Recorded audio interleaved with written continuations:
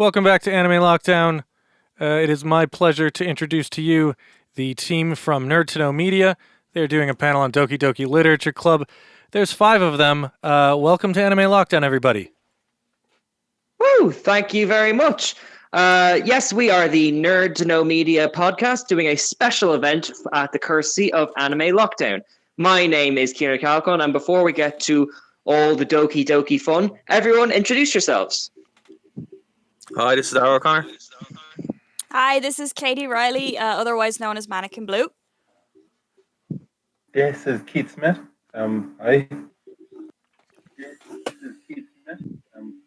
And my name is Kev Coffey. And thank you, everyone, for joining us. We were very excited to be doing our first international con, so thank you to all the people at Anime Lockdown for bringing us on. I'm now going to defer to Dara, who picked this topic. I've got to ask, I'm going to be asking you a lot of questions on this. Why did you pick dating sims and Doki Doki Literature Club in particular?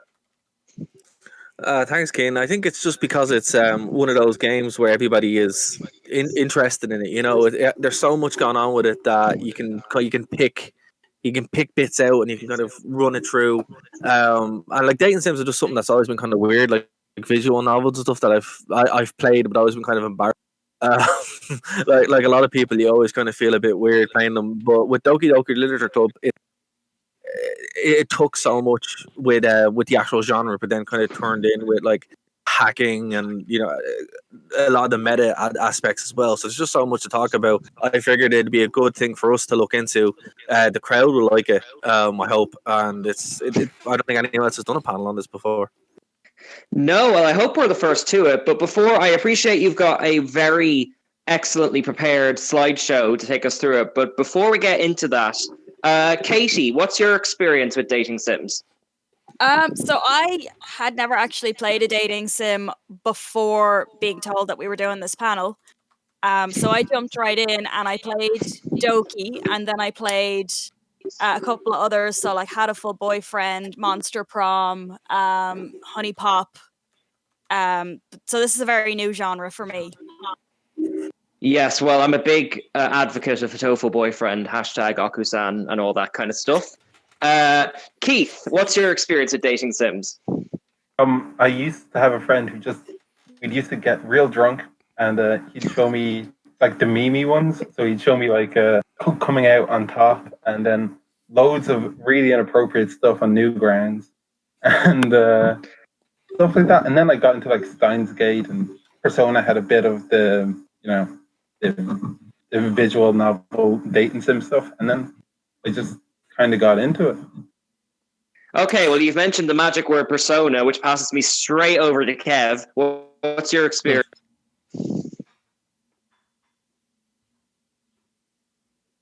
Kev, you there? Sorry, yeah. Big technical issue on my side. I caught nothing. My bad. That's quite all right. I am going to... Keith happily mentioned Persona, which I know you're a big fan of, so I'm going to put the question to you. What's your experience with dating sims? Again, bits and bobs. I'd actually say I've played more of the subversive ones than the actual ones, or more of ones that have been more integrated into other games, like vis-a-vis Persona or Fire Emblem. I was going to say Fire Emblem. We've both been playing that quite a lot over the last few weeks. That's it. So, like, I'm familiar with the mechanics and the tropes of it, like, very much so, but I would have been a late jumper on with the trend of it. One thing I was going to bring up, I am watching the chat, so thanks for everyone for being there. Sorry for the echoes, we don't know what's going on, but thanks for sticking with us. And I appreciate the support with dating sims, so thank you. We have we're in Ireland, so we're sorry for the technical issues, but we're working through it. Okay, and so can we go? Being completely upfront before Dara gets into this will essentially be Dara's therapy session. I've got my heckles and my questions all ready to go. So go on, Dara, take us through it. Well, first thing first, yeah, the first slide is a bit of a spoiler, but, thanks for sticking with us. Yeah, spoilers. Yeah, exactly. Go to the next slide there, please. Yeah, we're on the next slide. Okay. Okay. And the next one. So that's our like what we do there in Nerd to Know Media. So Us. it us exactly. Keith. Okay, so this is kind of what I wanted to start things off. Like, this genre is incredibly popular. Like, it is like the numbers here are massive, and it's one thing that when I was looking through it, I actually couldn't believe it myself. You know, Steins Gate is a huge one that I've played a fair amount of, and I knew that was successful. I obviously knew Half Full Boyfriend was successful, Ace Attorney, and all that kind of stuff. But all the way through, man, like, you're just these are like cornerstone games for a lot of people, and it's something that in the West we kind of look at and we enjoy, but in Japan, and it's, you know, these are just a way of life. You know, visual novels are, you know, a cornerstone of gaming. So I once I saw these numbers, I felt a bit better about things, and yeah, it's okay to enjoy them. So yeah, that's just some context. So next slide there, please. So the next slide here is kind of two big ones: Half Full Boyfriend and Honey Pop. All right, so these two are, like, for Nerd Media. These are ones that we really like. So we really really like both of these. So Keen, my question to you is, you haven't played Honey Pop, but you have played Half Full Boyfriend. What's your I've takeaway from played these? Honey Pop. Don't worry, I did my homework. Okay, and what was your takeaway on these? It's I've been a huge fan of Hatoful Boyfriend for many years because, in a weird way, I'm not sure if other people feel this way. I'm guessing from the chat, which I'm looking at, they don't. But I certainly had a certain, like, resistance to dating sims initially. I'm not quite sure why, but the pigeon hook kind of got me over that initially. And then once you're into it, like, I would say Honey Pop borders on parody to some degree. Is that a fair assessment? Like, I would say so. You know, like, that's what I liked about it. You know, a lot of visual novels have very little to do outside the actual story, which is a gateway for some people, is a barrier and gateway for some people. But for me, I never really found a problem with it. I think Roommates, which we're going to talk about, gets over that quite well. Half Full Boyfriend has that gimmick where you can just kind of, you know, you're going to play it just because it's kind of strange and different. Honey Pop is the best version of Bejeweled you'll ever play in your life. So I would, you know, I would say that if you haven't played it, you know, play it for those reasons alone. But yeah, this genre is set up for specific. It plays a specific way and it feels a specific way. These are two major ones that took that and really kind of changed up what can be done inside it, and in my opinion, laid the groundwork for Doki Doki Literature Club. okay, and, like, why do you think these games in particular? Because, like, you showed us that list, broke, like, there's a lot of dating sims. It has a dedicated following and well deserving too. But, like, why these ones? Is it just the subversive nature of it, or was it something else? It's more they're beyond just your average visual novel, which I said is like, you know, we're going through even playing Steins Gate and stuff like this, and there can be very little to do aside of just invested in the story. So the fact that they have these different elements in it really make it different for me and interesting for me. Like, as I said, well, Honey Pop in particular, I've played something like 13 hours of that as of today. And as I said, it's the best Bejeweled game you have, but it's so deep and there's so many different elements that you can enjoy that it goes beyond just being a dating sim. It's an actual good game and it does something very, very different. So Katie absolutely loves Half Full Boyfriend. So Katie, like, you were kind of the outsider with this. So what did you think about the genre as a whole? So yeah, so my experience of this dating stuff, it was more kind of other games that had dating sims tacked on. So, like, a lot of BioWare games, you know, Dragon Age and that kind of thing. And I always thought Mass Effect. That's kind of got a dating sim component to it, doesn't yeah, it? so a lot of that stuff would have, you know, it's a game, completely different genre, but it's got a dating sim kind of tacked into it just to break it up a little bit. And I always thought it was, you know, a fun part of it, but I never really thought, let's make a game out of this. Even though it is a game. So I came into this very, very new and, you know, started with Doki, which is probably the worst one to start with if you're new to the genre. And then I tried Hatoful Boyfriend, and I can honestly say, like, I I never thought I would have my heart broken by a pigeon.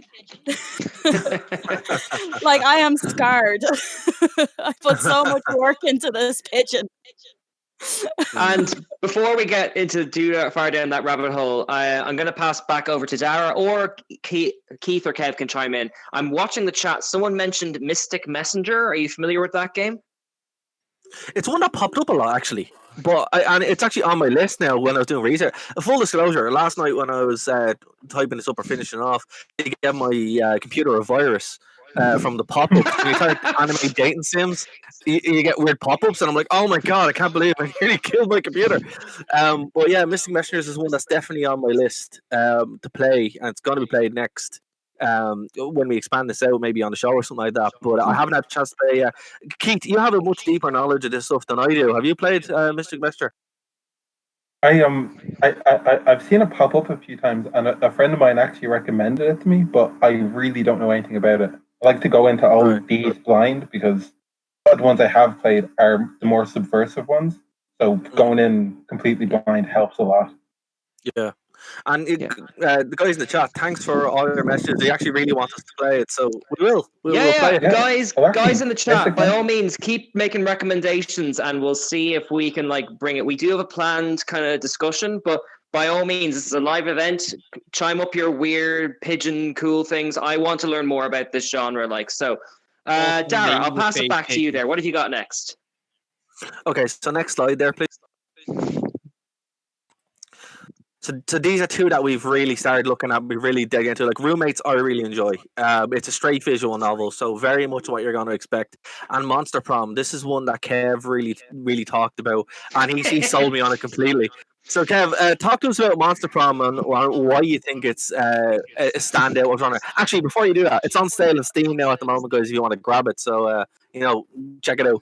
Go on, Kev. Easy jumping on point. Well, it's actually a little off kilter, obviously, because it's not anime. It's very much more soaked in the kind of the Western animation style, but it's still got a lot of the hallmarks of it in the kind of the visual novel format.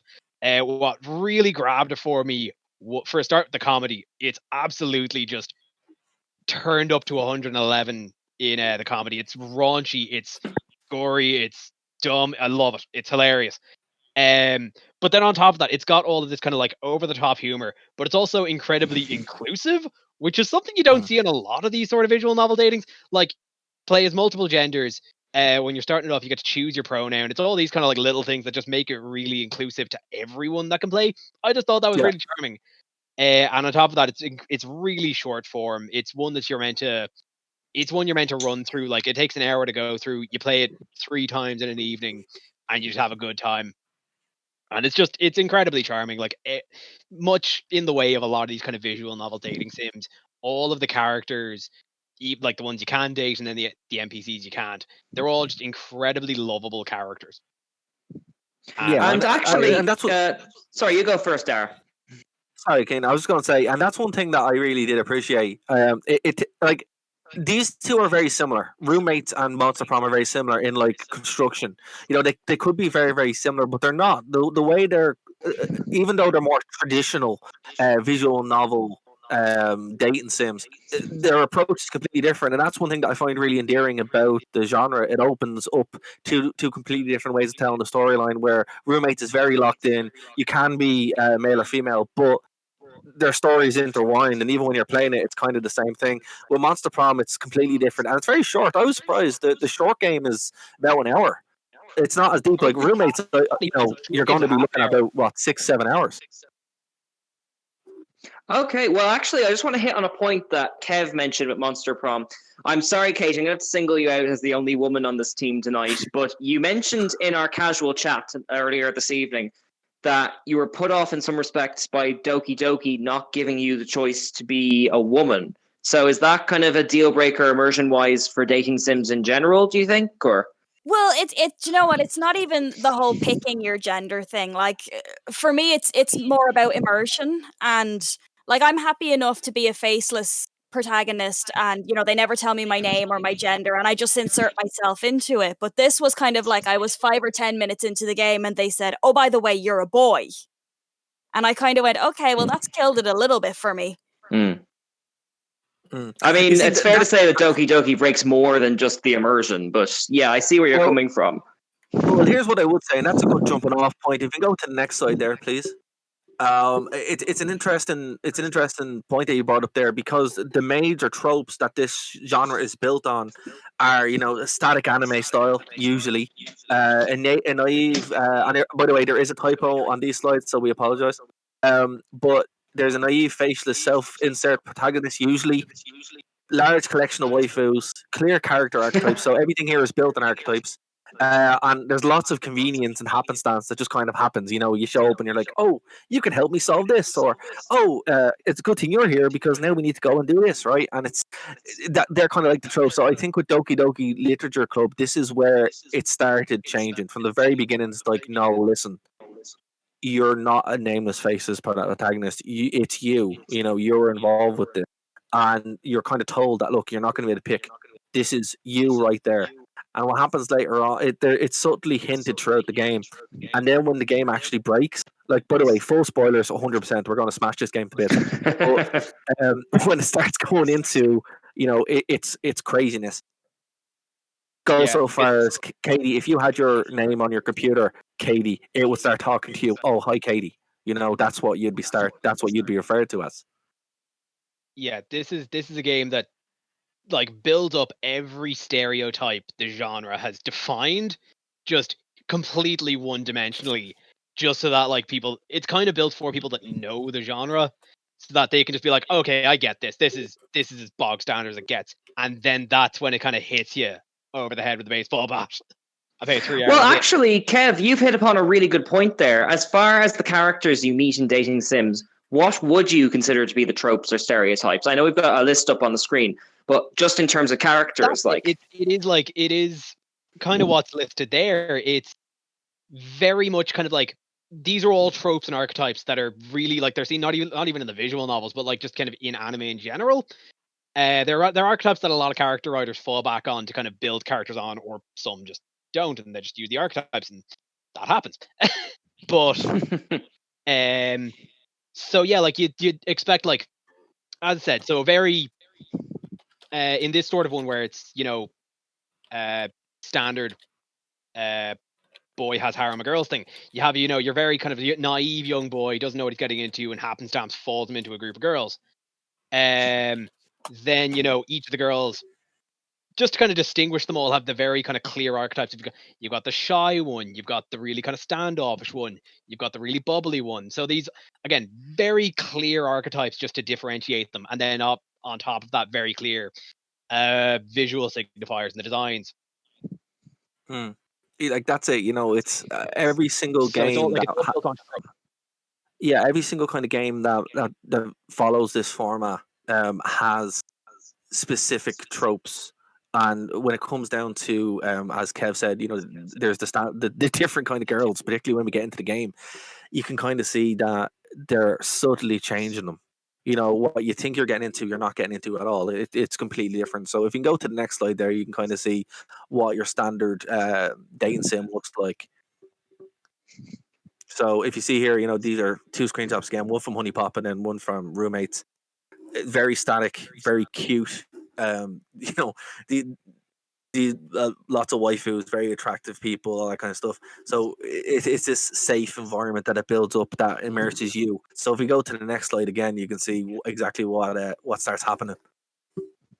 Honey Pop again. We have a whole list of waifus there, but then we have all the girls in the literature club, and shit goes down very fast. Goes really fast. Yeah, and actually, before we move beyond that slide, I think it's where we talked about this a bit before we went live, but Honey Pop seems to kind of subvert by leaning very far into stereotyping different cultures and people from different nations and that kind of stuff. How do you think Doki Doki zigs or zags where they zig? It's very self-contained. It's a very self-contained story. It's not trying to be all things for all people. If anything, the developer kind of did it in such a way as a reaction, a negative reaction towards the genre. So a lot of the stereotypes that we'd have in... Oh, yeah, and they're letting us know that they are roommates. Yeah, well, fair enough. We'll give it that. So there's another thing that it ties into, But what I mean is like, well, Honey Pop, for example, it's there's a goddess of love trying to follow you around and trying to teach you how to date women. And you're trying to go for all these other kind of girls, and they're all in different stages of life and blah blah. Compared to Doki Doki Literature Club, where on its surface you've just joined a literature club, after school, and yeah, the girls have a different crush on you, but it's not something that it's not overtly trying to be beyond that. But the way the story develops and the gameplay mechanics, which just doing poems out of random word journals and stuff like that, it unfolds. So it's a much more meta context rather than something directly on the screen going, we're going to use stereotypes. But there are some stereotypes in there as well, but it's not as on the nose as what we normally expect. You're always aiming for the fairy and Honey Pop. Fair, you'll get there. Just keep going. Eventually, you will. It just takes some time. When the aliens show up, that's when it gets really fun. But yeah, I don't know. The fairy was just rude to me throughout the whole game, though. That's because you weren't good at it. I got Your own fault. Yeah, exactly. All Get right, good. to get away from my shame for a moment, I have a question both for all of the panelists here and for the people in the chat if they want to chime in. I went into Doki Doki not knowing what it was. How soon did everyone peg that it was a dark, subversive nightmare type thing? I'll start with yourself, Katie, because I know you played it recently. Well, I kind of went into it knowing that it was a horror game, not exactly in the way that I expected, but people had alluded to, oh, something happens, it's going to happen. So when I was playing it, I kept waiting for, this something to happen. And at this point, I'm 3 hours into the game going, okay, I'm really bored now. When am I actually going to get to play? Because for me, even calling it a game is a bit of a stretch. It was kind of more of a picture book with a dictionary simulator. Just in the I'm sense dreading that the chat section now. it was just in the sense that the only real interaction that you get is picking random words from a page. But are they random or is it art? Well, no, this is the thing. Like later on, you find out there's a little bit of strategy to it, but that if that's the most interaction that you get from a game, is it really fair to call it a game? Like it's definitely a visual novel in the sense that you spend a lot of the time just reading. Yeah, okay, that's fair. But see, that's kind of the point of it. It is leaning. Doki Doki is a game that heavily knows what it is, and it's designed to play with conceptions and then completely shatter them. Like it does lean into a very, very safe. Again, we've talked about this. It leads into a very, very safe setup. Where you have this kind of it's fun. It's a visual novel. There's not much to do. It's more about that what it's creating, where you're just going to a literature club and with a dictionary simulator. And then it takes the hard turn. Like if you go to the next slide there, we can see the actual plot of it.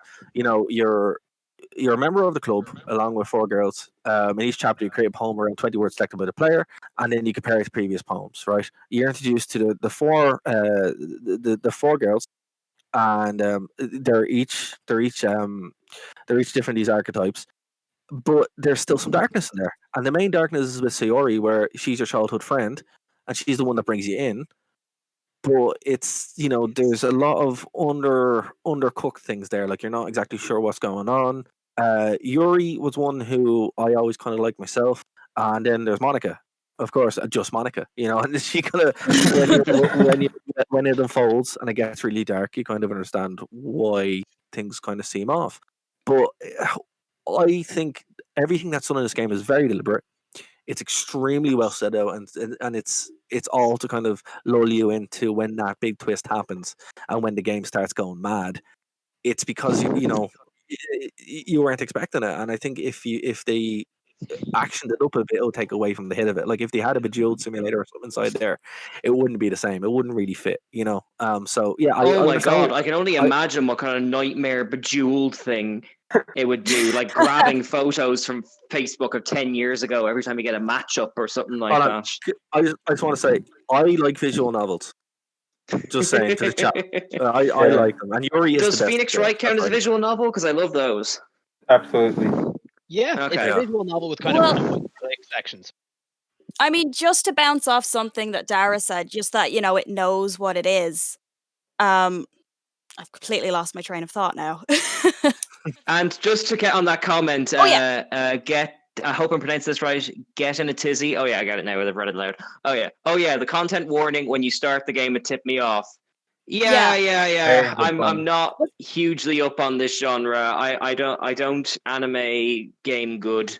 Sorry Well- about that. Well, see now, and this actually what I was getting to is that, the whole fact that you go into it even with the warning telling you, this game isn't for, the faint of heart or anything like that, and going into it knowing that something is going to happen, then that I was actually looking for things, and so everything that was kind of that should have been a hint, it was kind of like, okay, I know where this is going now. Yeah. Mm. Yeah. Yeah, like, and that's fair enough, and it's where do you draw the line? When I saw the warning, just to touch on that a bit, when I saw the warning, I was like, okay, there's probably going to be some dark stuff here, and it's fair enough. But it kind of took away from it, but also didn't, because Yeah. when it's still so shocking and it's so kind of dark that it sets up, but it does its job. That's what it's supposed to do. It's supposed to mess with you and leave that impact. Yeah. And look, if it didn't do its job, it would just be one of the normal visual novels that's on Steam that we wouldn't be talking about. And like on the note that Getting a Tizzy mentioned about the content warning up front, I think it is really good that even if you go in with the expectation, the game does sort of lull you into a false sense of security regardless. And I think that is to the game's credit.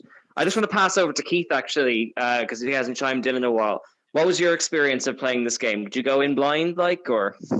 No, I'd actually seen a lot of spoilery memes on 4chan and stuff. Then a friend of mine showed me a let's play, and I immediately jumped into it, and then was surprised by having to do 4 hours of writing poems, and then just suddenly suicide. But I got to ask a question for actually the chat and the whole panel. Do you think anyone has become a poet after playing this game? I seriously doubt it. I think if anything, it's going to put people off writing poetry. I don't know, Kev. Have you ever knocked out a nice sonnet after playing this? I'm not about to start talking about what I knocked out after playing this, Kean. That's a dark hole. Good lord. No, I can honestly to call it let's all get real here for a sec. To call it a poem writing simulator is a stretch. I'd call it that before I call it a dating simulator. No, I mean just the poem sections. Yeah. Okay. And on that note, if we can go to the next slide real quick, and then to the next slide after that. So we're going to get more spoilers on this. So the next slide is going to show the actual suicide itself, and then what just kind of happens with the game where it just starts to break, and then we'll just go into the twist. So after we see that, we go to the twist, and it's after you said 4 hours of literally nothing, and then right into hard suicide. We have Sayori's just hanging there, and it's very severe. It's like, oh my god, this is horrible. And the way they set it up, where you break her heart and she just can't handle it. It's horrible. The game then reboots itself. So this is one thing that starts happening around this point. Your normal visual novel is it breaks into real life. The game literally shuts down fully, and then when it boots back up, the actual beginning of the game is glitched. Yuri and Nakasuke are still there, but there's a bunch of different random images that happen as you're trying to romance the two of them. The story then starts spiraling around. You go to your second playthrough, then Yuri stabs herself to death, basically, and then you're forced to sit with her for basically an entire weekend of the game. That was really unsettling. Yeah, it was very, very creepy. And then what happens is the game actually starts rewriting the code of the game. So the game starts to break and redo itself as you're playing. And then you end up in a void. So we're going to go through some of the how this is done now in the next slide. So before we talk about it, this is why I think this is really, really interesting. So in the next slide there, you can see when the game actually freezes and hacks itself, you get an exception error. And then when you go to the actual code of the game, you can see this here. And it's showing in the notes that there's actually some kind of higher power playing the game. And you're trying to figure out what exactly is going on. And then if you go to the next slide, you can actually see what's in that text, which is actually like real text in the game file. So it says, "I'm sorry, but an uncapped exception occurs. We're running this game code," and then it tells you restart top context, and then it's like literally text. "Oh, gee, I didn't break anything, did I? Hold on a sec, I can probably fix this. I think actually, you know what? This would probably be a lot easier if I just deleted her." And that you get that message literally before you start playing the game again, and it loads up, and Sayori's gone. So on the next slide, you can see what happens. So this is taken from the Steam library, and you can see all the characters are there except for Sayori. And then when it goes to the main screen, she glitches out. So this is crazy. This is whole next level kind of thing that's completely outside the game. So this is what I really like about Doki Doki Literature Club. It subverts everything down to the actual game file. Yeah. Yeah, I'd have if I, given like, anything to see Dara's face when this was happening, because you live for this. Like, you absolutely live Oh for man, going into files and, like, you know, doing slightly illicit stuff with public Wi-Fi.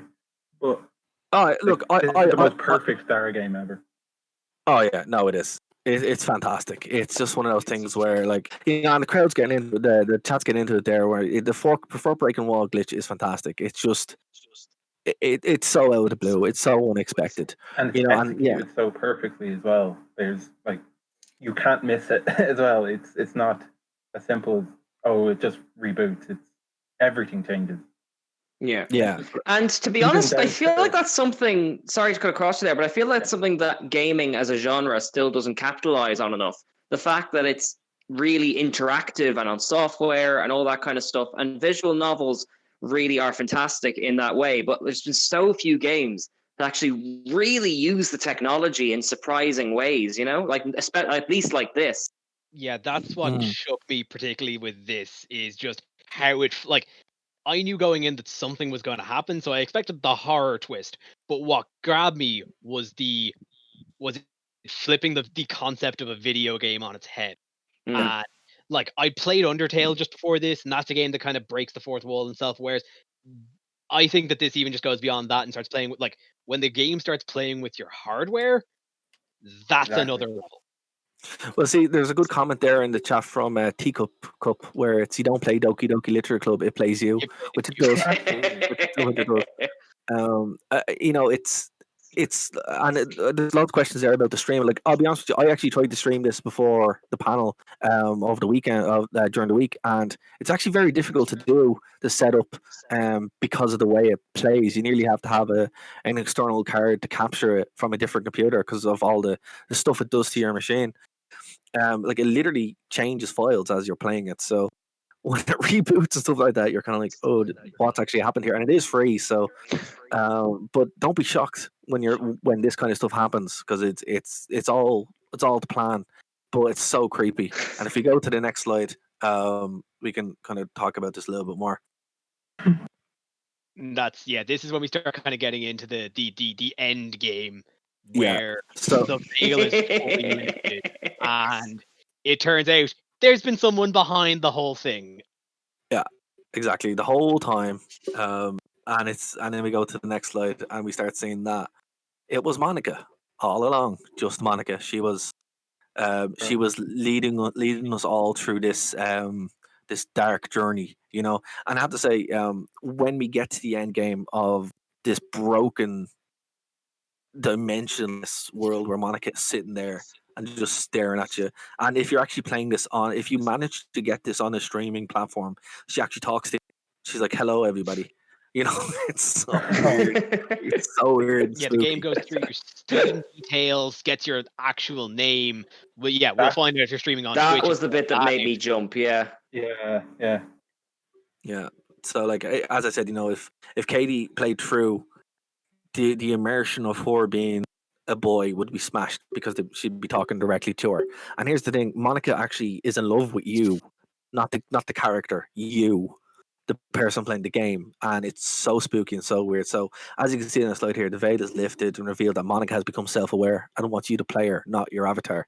After a lengthy one-on-one subtle hints, you discover the only way to escape is to literally delete Monica from the character directory. The game then crashes, reveals all her deepest thoughts. On a third playthrough, Monica without Monica, And then it's revealed that Sayuri, now the club president, gains the same self-awareness, but this time is thwarted by the remains of Monica, who deletes the entire game, leaving you with only one final poem. So basically, the whole game just deletes itself. Yeah, like it was definitely that last third when you started that playthrough without Monica. Sayori gets self-aware, and then Monica comes back and just wipes. Because as well, we didn't mention it on that slide there. The game deletes itself after you finish it. Monica wipes, Monica, quote unquote, wipes the game from your laptop at the end of it, and you have to reinstall it, which again plays with just the hardware of the video game. But like it was that third that really just narrative was like, oh, this has been one strong narrative. Like that third playthrough was a final act, and it's been a story of you, the player, and Monica the whole time. You are a character, basically. Fascinating. Do you think it's like supposed to play on the fact that when you play a dating sim, you are the only real person interacting with fictional characters, and you kind of have all the power to decide things and all that kind of stuff? Do you think it's meant to kind of attack that comfort zone? Absolutely, because when you're playing a dating sim, you, for the most part, are given this avatar that really doesn't have any characters. It's very self-insert. So yeah, no, like it's absolutely playing on that and having one of those characters then speak to you directly through the screen. It's absolutely meant to play on that, whether or not be that be for fear or for comfort, even. Yeah. Yeah. You know, I'm just seeing here on the chat, Keith, before you jump in, I'm seeing on the chat that some people are going to download this from listening to this panel.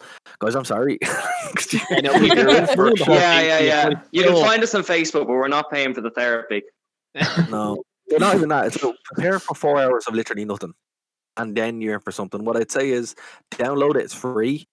Pick up roommates. Pick up Monster Prom first, play it, and like kind of know what you're getting yourself into, and you'll enjoy the experience a lot more having some context before jumping right into Doki Doki Literature Club. Like you'll love it anyway.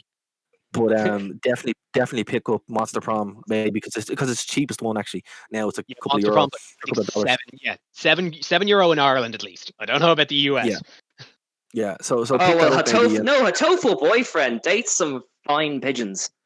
Sexy pigeons. Sexy pigeons. Don't make the mistake Katie made and lose that professor. Yeah, exactly. He's gonna wait for me. He's gonna wait for me.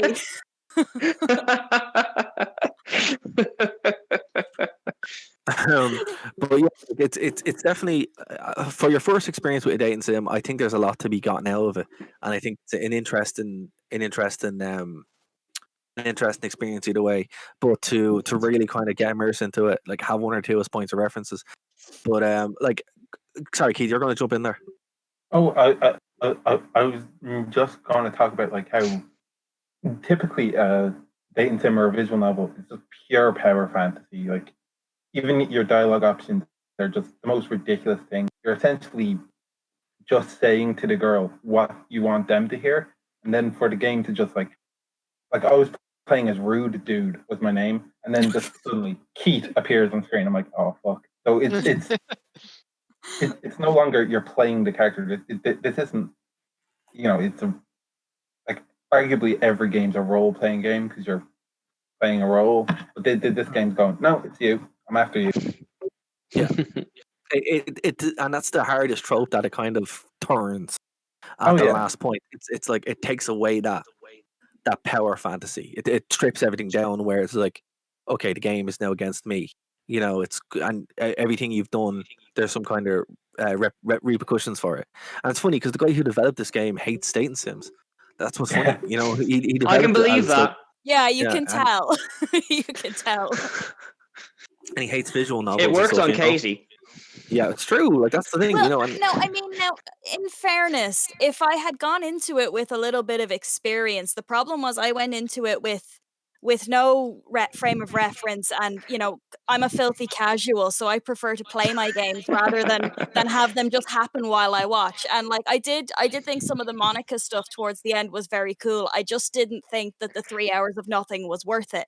I think, Katie, you bring up a fair point. It is, as Dara has kind of alluded to, if it's your first dating sim, you might have a bad time. But if you're well plugged into the genre, you should definitely look it up. Maybe do one, date some pigeons first, then go meet Monica. Like, Yeah. also, Like, just like, because the chat is lit up in the last few minutes. Are any of you familiar with the game Higurashi? No. No. Or should I say Higurashi When They Cry? Who's throwing Higurashi in there? Someone's trying to. I knew Kev would know what it was. A lot of people. You know Educated. what? No, I'm gonna let people figure that out for themselves. We're not touching that one, are we? Well, it's the full Listen. title is Higurashi When They Cry, so immediately I'm interested. But yeah, no, like I think it's just kind of say like that. I think Katie, it just sounds like you just kind of don't have a feel for visual novels. And we're not going to make this a panel about what video games truly are. Please, No, that's fair. Like I enjoyed. like I think the games. that's a matter of taste. Yeah, I enjoyed the games more where they would give you like some level of choice. Whereas for me, it felt like Doki was it was trying to give you the illusion of control before stripping it away and saying, oh, there's nothing you could have done to prevent any of this. But for me, that would have been more effective if they had actually, given me some choices up to that point and made me feel like I was in control. That's fair. Well, yeah. I think doing that in such a way helped really set this up, because if they had given you said you have all this choice, you can do that, a lot of this is predetermined as far as like that's all predetermined. It's code, right? But what I mean is, it's predetermined in such most visual novels are. There's there's really one way to kind of play it, and that's part of the appeal. Like you build up a visual novel, and you just want to kill a couple hours stuff like that. And it's that kind of relaxed, safe environment. It's literally the name. It's a visual novel. Yeah, it's a novel. Yeah, it's like everything else, and that's kind of what it is. It's not a game as such, and that's what they were hard going for. And the fact that it's all taken away down to the point of literally the code is being changed and the game is wiping itself is terrifying. It's removing everything. So if we can go to the next slide, it's a really funny meme that kind of sums that up. And it's who would win: a strong, independent girl who can overcome her suffering and support her friends, or a 10-minute Python tutorial. And it's literally like that's what she does. She Monica removes Sayori's character and deletes her, and that's hilarious. So if we go to the final slide, we can have one more meme, and I think it's great. Yeah, this is a proper treat. This is, I believe, Dara's actual review of the game Honey Pop. I wish I was that creative. So yeah, it's basically what you can surmise from a normal visual novel dating sim. Where it's just fun, and this guy's played 25 hours, so fair play. Compared to Dara, you're a close second on 13 hours, I believe. I feel better about my 13 hours after seeing this review. He's going for the world record here. I don't blame him. But on the left there, it's your hair is red, your eyes are blue. Give me back my boyfriend, or I'll hang you. And and it's kind of like that's what you get. On one hand, you get power fantasy fulfillment, and on the other, you get a nightmare. Yeah, it's almost like what was that game we were talking about, Yandere Simulator? Except you're the boyfriend, and she's the one doing the killing. Like, yeah, she's Yandere. Well, in fairness, now by the end of that game, everyone bar Natsuki is probably a yandere. Yeah, like, everybody. That's fair. It all boils down to that. Now we're kind of on the final furlong. I believe we were given until Q2. Was that right? Let me turn my mic back on.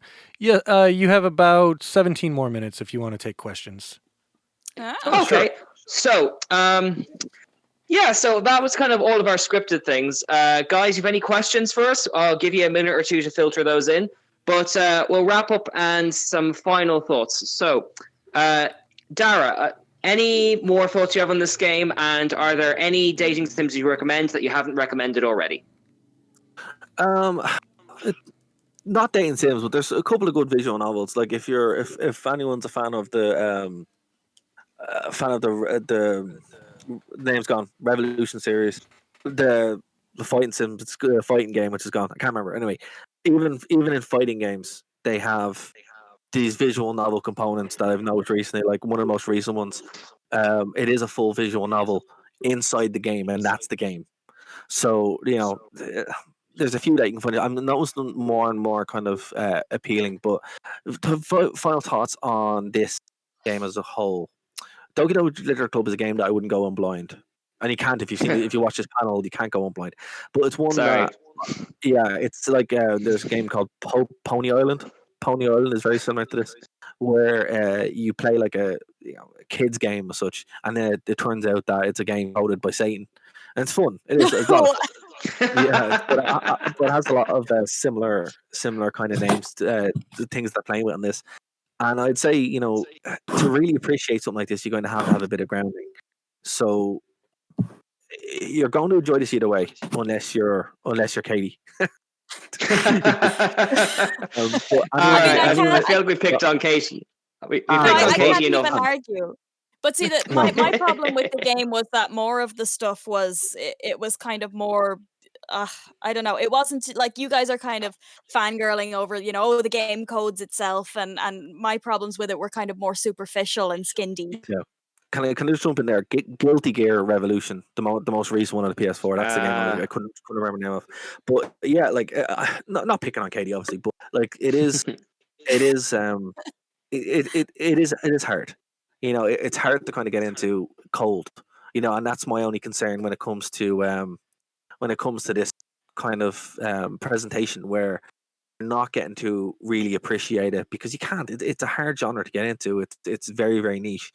So if you're not familiar with it, you might not get a huge you might not get out of it, but give it a shot. Yeah. Kev, I know you're quite up on all things Japanese, so do you have any recommendations on as far as dating sims or visual novels? Actually, I saw who mentioned it. Epic Dude 456 shared out Valhalla, not Japanese, but a wonderful visual novel where you play as a cyberpunk bartender. It's but yeah, like if I'm gonna mention anything, I'm gonna mention Persona because I've been on a Persona 5 kick with Royal, and just like the fact that the social link aspect of it is really, really solid, but it's built in one of the I'm putting it out there, one of the greatest RPGs of all time. You can't go wrong with that. And just before we move on any further, are you aware that someone in the chat is flirting with you, Kev? Yeah, no, that's Craig. Hi, Craig. Don't mind Craig. Do you know Craig? Don't worry about it. I'm worried about it. I have to read it. Also, sidebar.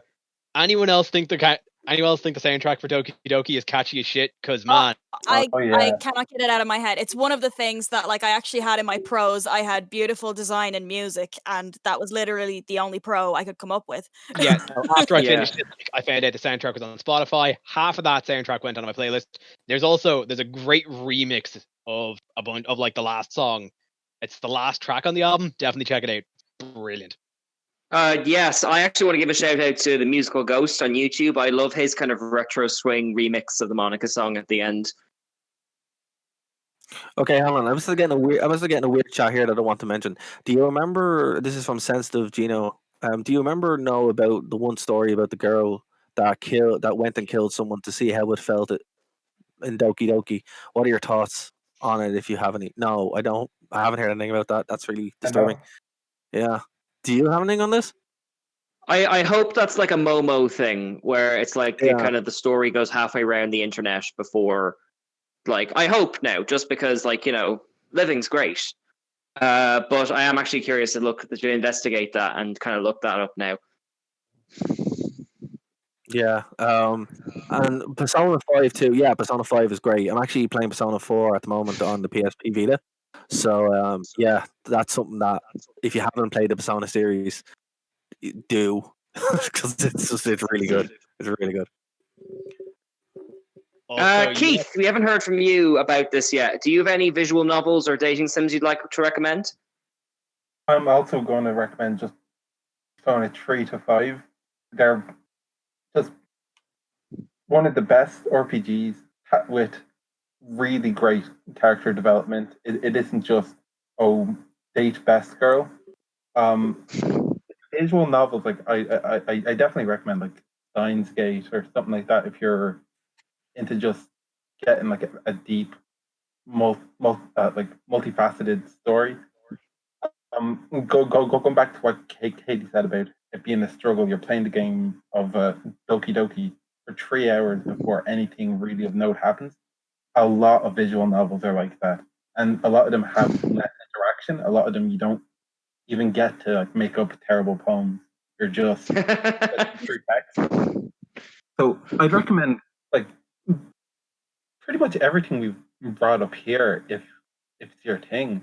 Like I can't imagine if you don't like this, you're not going to like roommates, or you're not going to like Monster Prom.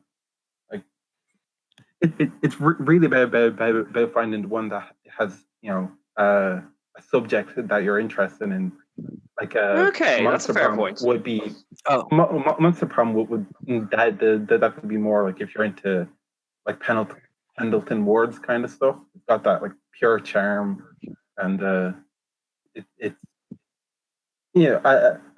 as you were saying earlier, if you're looking for inclusivity, that's the game for you. But if you just want to like date hot dads, get that Game Grumps game. What's that one called again? The Dream Daddy. That was going to be my Dream recommendation.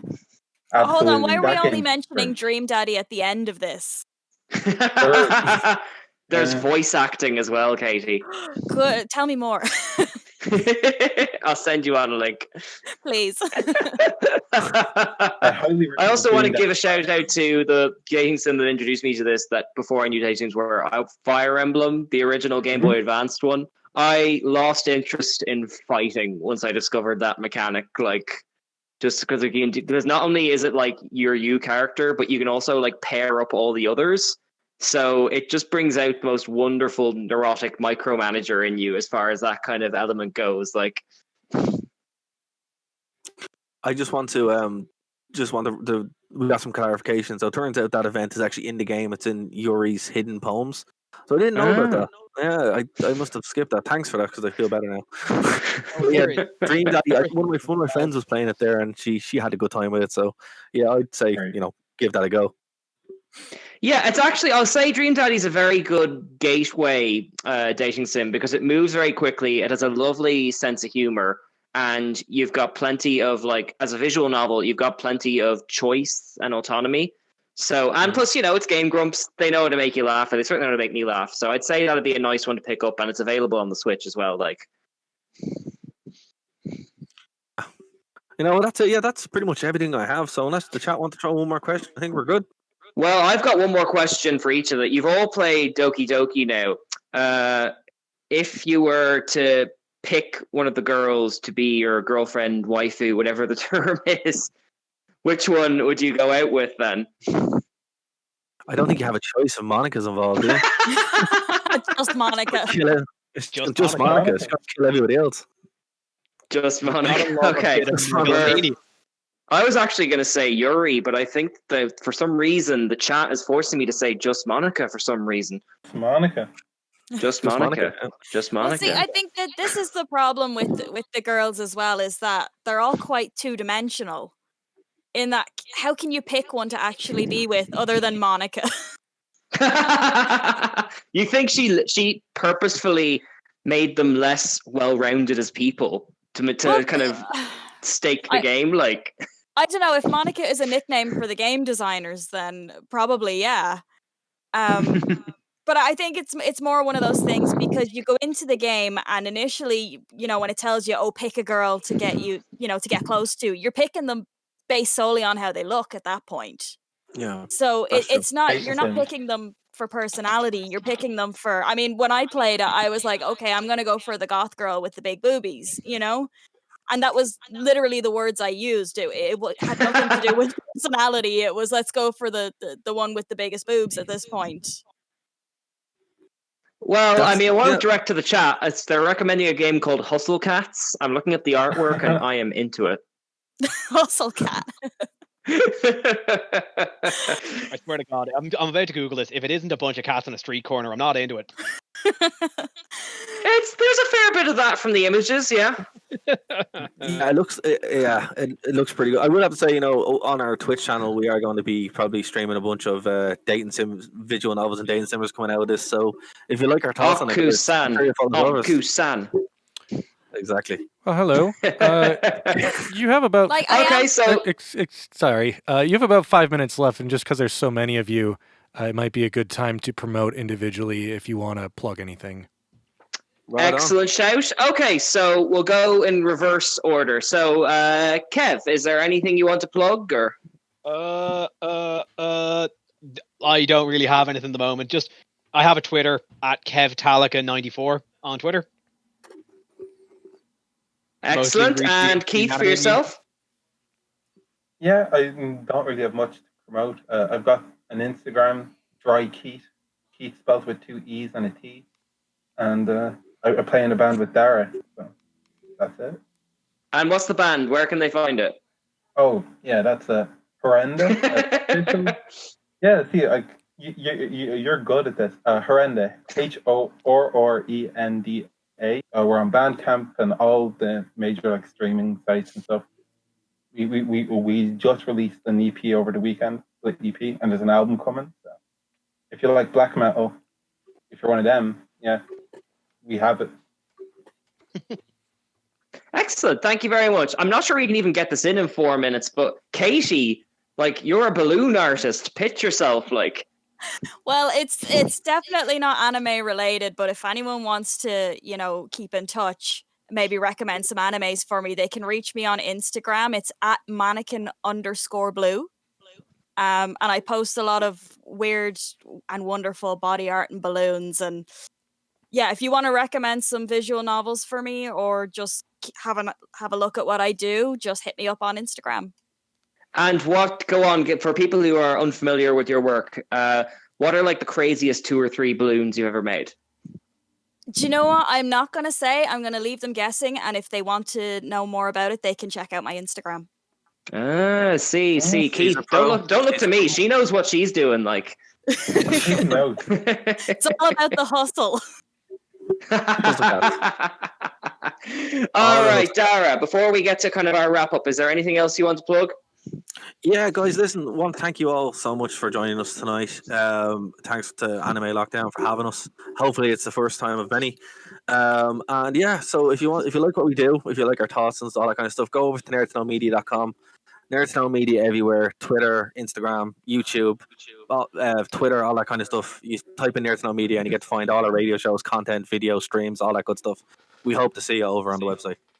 Yeah, and can we just say, we mentioned it at the start, but we're an Irish podcast, and this is our first thing we've ever done to America. I've never actually been in America, so this has been very, very exhilarating. So thank you so much for allowing us the platform to be here, and for everyone who's chimed in with the chat. This has been an absolute blast. Thank you so much. We're happy to have you. Woo! Thanks, man. Really appreciate it. Well, you've got about 2 minutes if you want to say anything else. Otherwise, I'll take us to break early. I thought you'd be cluing in someone else in the last 15 minutes with us. Yeah, of course. Okay, well then, while we're here, I suppose on our channel, we are currently reviewing a series of The Simpsons every week. And what day do we do that, Dara? Yeah, so on our Twitch channel, we stream every Wednesday. Every Wednesday, Friday, and usually Sunday as well, and Monday. So that we do a lot of streams, but the main thing is usually the radio show that goes out on Wednesday nights at 9 p.m. our time. So that's 4 p.m. Eastern.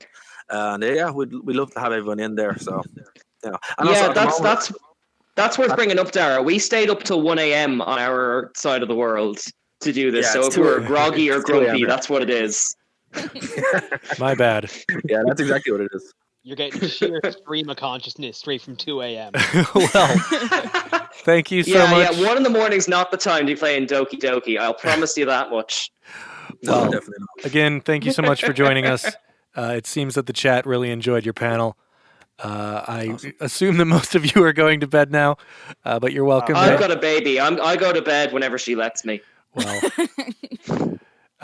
yeah, I think we're gonna go to break. So thanks again. All right. You all have a good night. Thank you so much. Thank you. Cheers, Bye, thanks, guys. everyone. Bye. Bye.